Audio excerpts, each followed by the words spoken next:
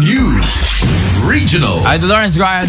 Dumalan pa ilaeng iti alternative delivery mode of learning dagiti estudyante nga apektado iti panakaperdi iti hanging bridge iti nagbedngan iti barangay Latbangken Pinayag Kayapan Nueva Vizcaya. Daytoy ket kalpasan ang nagbalin na trending iti panaglasad dagiti estudyante usar iti talilaeng tapno makaserekda iti pagadalan.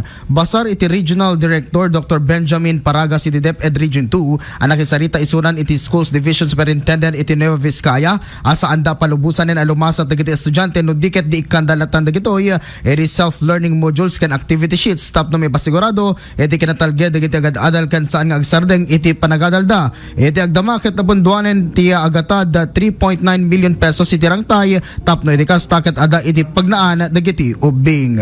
Para ti IFM News, Idol Lawrence Corpus Martinez, tatak, Aremen.